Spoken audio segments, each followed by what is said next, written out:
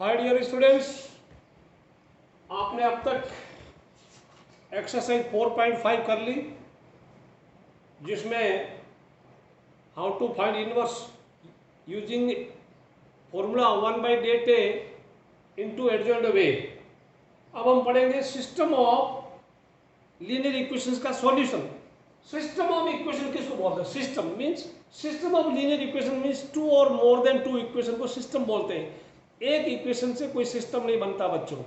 तो तीन इक्वेशन होगी हमारे पास, तीन वेरिएबल होगा और उसको हम सोल्व करना सीखेंगे। तो मैं सबसे बढ़िया तरीका इसका फॉर्मूला है। फॉर्मूला है, देखो आप अपनी एनसीईआरटी बुक का पेज नंबर 133 खोलेंगे। लेट थ्री इक्वेशंस बी, तीन इक्वेशन हो जाएगी। a1x प्लस, मान लो एक equation a1x plus b1y plus c1z equal to d1 हो गया। दूसरी equation a2x b2y c2z equal to d2 हो गया। Third equation a3x b3y plus c3z equal to d3 हो गया। ये कांस्टेंट है, d1 d2 d3 कांस्टेंट है। इनको आप राइट में रखना, उनको राइट में रखना, तब पता चलेगा। तब हम क्या सकते हैं, we can write matrix A can be written as, तो this system can be written as, this can be written as x equal to b, x equal to b लिख सकते हैं।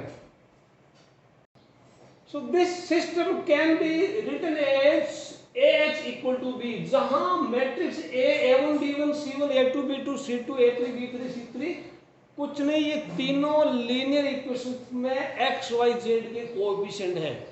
आप इनको ऐसे करना, और x matrix will be column matrix जहां x y z होगा, यानी x और y और z की वैल्यू, जिनका वैल्यू हमें पता करना होगा, it will be column matrix. And another matrix b will be A column matrix comprising the constants. ठीक है, d1 d2 d3 वो कौन होंगे, वो इधर राइट में शिफ्ट करने के बाद होंगे। ये गलती कई बार बच्चे करते हैं, इनको इधर ही ले चलते हैं। नहीं, ऐसा नहीं, कुछ इधर नहीं, सभी इधर लेके आना। तो इसका सॉल्यूशन आप याद रखना, देयरफॉर वी कैन राइट, तो x का वैल्यू क्या होगा, a इनवर्स b होगा। ये फॉर्मूला आप याद रखना। तो फॉर्मूला याद होगा तो आपको पता चलेगा हम क्या क्या करेंगे, तो क्या क्या स्टेप आपको करना पड़ेगा। x क्या है, this is, if you are for example x equal to 2 3 5 आया, x equal to 2 y equal to 3 and z equal to 5 will be our answer. तो x a इनवर्स पता करना।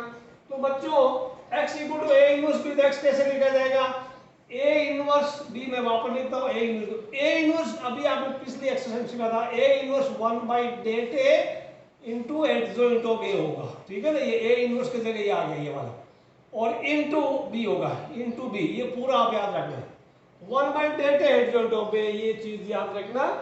अब आप एक्सरसाइज में क्या एग्जांपल आप कर लेना। एग्जांपल 17 दे रखा है, सॉरी एग्जांपल 27 दे रखा है, सिस्टम ऑफ इक्वेशन कोई दिक्कत नहीं, x equal a inverse b, या 2/2 का है, a matrix a1 b1 a2 b2 होगा, x विल बी xy होगा, b d1 d2 होगा, 2/2 वेरी इजी, आप खुद कर लेना।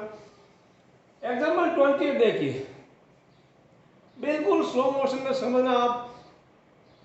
3x minus 2y plus 3z equal to 8 वगैरह वगैरह दे रखा। तो मैट्रिक्स A बन गई इनके कोएफिशिएंट से।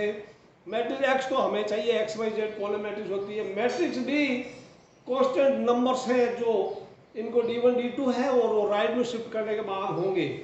तो आपको पता है कि आप A इनवर्स में 1/det चाहिए, तो सबसे पहले डिटरमिनेंट ऑफ A निकालना, उसका डिटरमिनेंट निकालना।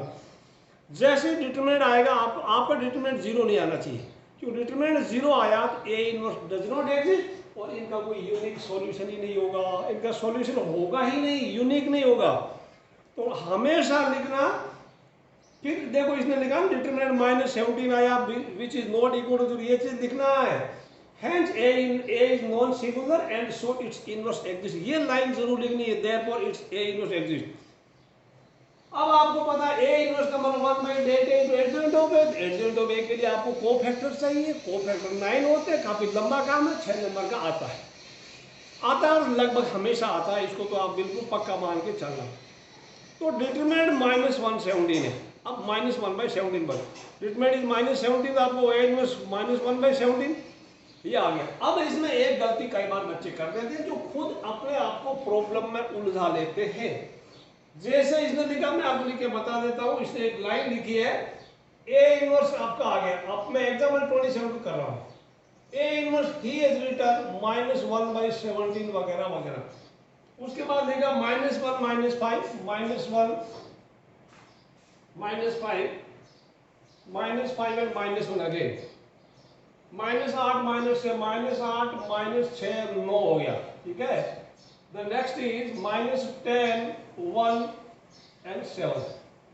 यहां तक तो दिक्कत नहीं। फिर क्या है, आप इस 1/17 को मैट्रिक्स को इससे मल्टीप्लाई नहीं करना। अभी इसको मल्टीप्लाई नहीं करना है, क्योंकि मल्टीप्लाई किया तो अंदर के सारे जो नंबर है फ्रैक्शन में बन जाएंगे और आपको ए इनवर्स को आगे बी से मल्टीप्लाई करने में काफी दिक्कत आएगी। आप इसको अभी ऐसा छोड़ दीजिए, डोंट जस्ट मल्टीप्लाई। मैं अभी आपको वार्निंग दे रहा हूं। उसके बाद आप करेंगे x equal to A inverse B आएगा ना, x equal to value right x equal to A inverse B, ऐसा ए इनवर्स बी आप लिखेंगे तो बी मैट्रिक्स यहाँ आपको आएगा, जो भी आएगा व्हाटएवर बी इसका 8 1 4 मैंने लिख दिया। आप इसको मैट्रिक्स में मल्टीप्लाई करना। ज्यादातर केसेस में इनके मल्टीप्लाई जो होगा, इनका प्रोडक्ट होगा, जो नई मैट्रिक्स आएगी उसके अंदर जो सारे एलिमेंट होंगे 17 की मल्टीपल में होंगे, 17 के सारे मल्टीपल होंगे, बाद में उसको करना, बाद में 1/17 से मल्टीप्लाई कर देना, पहले नहीं करना। तो ये चीजें ध्यान रखना। Recap x equal A inverse B, A inverse 1/8 adjoint पे बी से मल्टीप्लाई करना, ए इनवर्स को बाहर छोड़ना, लास्ट में मल्टीप्लाई करना है। अब हम एक्सरसाइज में घुसते हैं। एक्सरसाइज 4.6 में पहले लिखा है examine the consistent of the, ये कुछ नहीं, कंसिस्टेंट A1 A2 B, आप डेट इसका डेट वगैरह पता करना, इसको आप मैं छोड़ देता हूँ। आपके क्वेश्चन में बता देता हूँ, एग्जाम में 3/3 का आता है क्वेश्चन, इंपोर्टेंट मार्क कर लो बच्चों। 11 12 11 से लेके 16 तक, 11 से 16 तक, जिसमें सबसे ज्यादा इंपोर्टेंट क्वेश्चन नंबर 15 है। क्वेश्चन 15 है तो मैं एक 14 करा देता हूँ, एक 15 करा देता हूँ बच्चों। तो 14 वाला लिखते हैं। तो बच्चों the system can be written as, ये लाइन आप लिखना है ax इक्वल टू बी, जहां बताना a कौन है, b कौन है, c कौन है। तो a कुछ नहीं, इनको पकड़ पकड़ के 1 -1 2 यहां लिख दिया, 3 4 -5 3 4 -5 लिख दिया, यानी x y z के कोएफिशिएंट 2 -1 3 यहां लिख दिया। बिल्कुल थोड़ा ध्यान से रखना, इसमें अपनी स्पीड को नॉर्मल रखना, भागम भाग नहीं करना। फिर x को x y z होता है मैट्रिक्स b, जो कि इनके कांस्टेंट टर्म्स होती है 7 - 5 7 - 5 ये आप पक्का लिखना, आपको एक नंबर मिल गया। अब आपको पता है x का value x equal to a inverse b, मैंने आपको प्रूफ दिया नहीं है, बुक में दिया, आप पढ़ लो। x equal to a inverse b, a inverse का प्रीवियस एक्सरसाइज में आपने देखा 4.5 में 1/8 है एडजॉइंट हो गई। इक्वेशन नंबर 1 को ध्यान से या इसके ऊपर गौर करने पे पता चलेगा कि आपको डिटरमिनेंट ऑफ ए पता करना, आपको एडजॉइंट ऑफ ए पता करना। तो डिटरमिनेंट ऑफ ए आप किसी भी रो या किसी भी कॉलम के लोग आप एक्सपेंड कर लेंगे, आपको मैंने एक्सपेंड किया R1 के लोग, so determinant is 4 which is not 0। तो आप ये लाइन जरूर लिखना, therefore A inverse exist and solution is unique, ये तो जरूर लिखना, ए इनवर्स एग्जिस्ट है और इसका सॉल्यूशन अवेलेबल है। आपको आधा नंबर मिल गया या एक मिल गया। अब डेट मिल गया, एडजॉइंट ऑफ ए देखा तो आपको इनको कोफैक्टर्स पता करना पड़ा। तो कोफैक्टर पता करने के बाद एडजॉइंट ऑफ ए क्या होगा, देयरफॉर क्या होगा, देयरफॉर मैं लिखूं एडजॉइंट ऑफ ए, मैंने कहा इनको ऐसे लिख 11 12 13 ऐसे लिखना, तो पकड़ के आप ऐसे कर देना, ठीक है ना। 7 - 19 -11 7 - 19 -11 आप ऐसे लिख दो। अगला क्या लिखेगा, आप पकड़ो ऐसे ऐसे 1 - 1 1 -1 लिख दिया, -3 11 7 हो गया, तो -3 11 एंड 7 हो गया। ये तो हो गया आपका एडजॉइंट ऑफ ए। अब क्या है 1/8 है adjoint of A into B.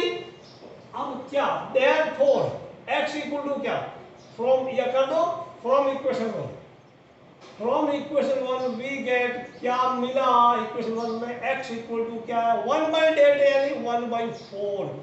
Adjoint of ए क्या है, एडजॉइंट ऑफ ये लिख दो आप 7 1 -3 -19 -1 11 -1 और 7 लिख दिया।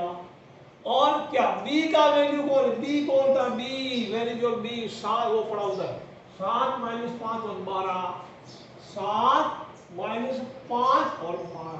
अब आप मैं आपको फिर बोल रहा हूँ, मेहरबानी करना कि इस 1/4 को इससे मल्टीप्लाई मत करना। आप पहले मैट्रिक्स को मल्टीप्लाई करना, बाद में ऑटोमेटिक आपका काम हो जाएगा। तो ये क्या बनेगा, अभी आप देखो इसको। तो ये बच्चों भी हमें एडजॉइंट में, उसके बाद आपको इक्वेशन 1 यूज करना है। इक्वेशन 1 में 1/8 है, एडजॉइंट में इनटू बी, तो डिटरमिनेंट में यूज करना है, एडजॉइंट भी करना। तीन चीजें, 1/8 है इनटू एडजॉइंट में इनटू बी हो गया। तो ये 1/8 है, ये एडजॉइंट में, दिस इज बी। अब आप क्या करना है, इसको इससे मल्टीप्लाई करो, घोड़े की पूंछ वाला है ना, दिस दिस दिस, यानी 7 7 जा प्लस 1 इंटू -5 -3 इंटू 12, तो आपको ये कॉलम मैट्रिक्स मिलेगी। अगेन सेकंड रो इसके साथ झड़ेगा, 19 7 जा 133 -1 इंटू -5 11 इंटू 12 हो गया। फिर अगेन ये थर्ड वाला एलिमेंट आएगा, इसका थर्ड रो का -11 into 7 -11 into -5 plus 7 into plus का 12, ये हो गया। इनका आपने सम किया, इसका सम नेट आ गया 8, इसका आ गया 4, इसके आ गया 5। अब देखो 1/4 इंटू 8 इंटू ये ना, दिस इज 1/4 से मल्टीप्लाई और आपको मिला 2 1 3। ये कौन है, this is what, this is x equal to 2 1 3। और you can write x y z equal to 2 1 3 बच्चों। तो अब क्या मिला, देयरफॉर आप लिखना, therefore you write therefore x equal to क्या हो गया 2, y equal to 1, z equal to 3। ये आपका आंसर है। बिल्कुल ध्यान से करना बच्चों, 6 नंबर का है, 6 नंबर कम नहीं होते। 6 नंबर आप लेके आगे अस्सी में से, तो पीछे तो 74 ही बचते हैं, वो तो आप लेके आ ही जाएंगे।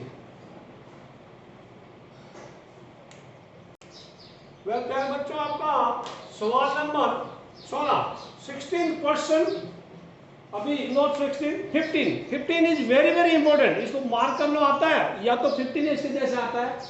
आपको मैट्रिक्स ए दे दिया, फाइंड ए इनवर्स, फिर using A inverse solve the system of equation वगैरह। तो आप आगे कुछ नहीं पढ़ना, फाइंड ए इनवर्स, उसके बाद पढ़ना ही नहीं। जितना आपने आज तक किया ना, ए इनवर्स कैसे पता करते हैं, 1/8 एडजॉइंट हो गए, और डेट ए आपने पता कर दिया, मैंने R1 के लोग एक्सपेंड किया, आप किसी का लोग एक्सपेंड कर दो, आपको डिटरमिनेंट -1 मिलेगा, विच इज नॉट 0। आगे लिखना देयरफॉर ए इनवर्स एग्जिस्ट, आगे उतना और कुछ नहीं लिखना, ए इनवर्स एग्जिस्ट। अब ए इनवर्स का फॉर्मूला क्या, 1/8 एडजॉइंट पे, एडजॉइंट ऑफ ए के लिए आपने सारे कोफैक्टर्स निकाल लिए, 1 11 12 13 21 22 23 31 32 33। फिर फॉर्मूले में पुट करना 1/8 एडजॉइंट पे, तो एडजॉइंट पे आपका ये ना ऐसा हॉरिजॉन्टल वाला वर्टिकल में डालना 1/-1, तो -1 से सारे एलिमेंट मल्टीप्लाई करके ये आपका ए इनवर्स मिल गया। इसको चाहो तो आप इक्वेशन नंबर 1 डाल दो, मैंने वेवी लाइन से इसका मतलब यहाँ इसके आगे ले जाना, ठीक है। अब ये ए इनवर्स आपको 6 में से 3 नंबर मिल गया, ठीक। अब यूजिंग ए इनवर्स कोई दिक्कत नहीं है, फिर इनको सॉल्व करना है, तो गिवन इक्वेशन आप लिख देना वापस वापस वापस वापस, ठीक है। अब ये system can be written as x equal to ax equal to b, तो a कौन है ये वाला। अब थोड़ा गौर करेंगे, ये जो a वो निकला आपका, वो गिवन मैट्रिक्स a ही था, तो इसका दोबारा a इनवर्स नहीं निकालना, तो x इक्वल टू, जो system can be written like this, a x a b है, तो x equal to a inverse b। अब a इनवर्स आप दोबारा मेहनत मत करना, आप ऑलरेडी फाइंड कर चुके, ये पड़ा आपका a इनवर्स, ये वाला इधर, तो a इनवर्स की वैल्यू पुट कर दो, b यहाँ पुट कर दो, इनका मल्टीप्लाई कर दो, इनका मल्टीप्लाई किया, मैंने मल्टीप्लाई किया, अभी मैं ज्यादा बोलूंगा नहीं, आपका टाइम वेस्ट हो रहा है। तो आपका आंसर 1 2 3 आ गया, यानी जो आपका मैट्रिक्स है वो x कौन था, यानी x y z, ये मैट्रिक्स बना, ये मैट्रिक्स दिस इज 1 2 3, यानी x का 1, y का 2, z का 3 आ गया बच्चों। क्वेश्चन नंबर 16 आप खुद कर लेना, आप इक्वेशन बना लेना, सोल्व कर लेना, आपकी एक्सरसाइज 4.6 खत्म होती है बच्चों। मिलते हैं नेक्स्ट वीडियो में। Have a nice day. Video को लाइक करना, शेयर करना बच्चों, कमेंट करना। Bye bye.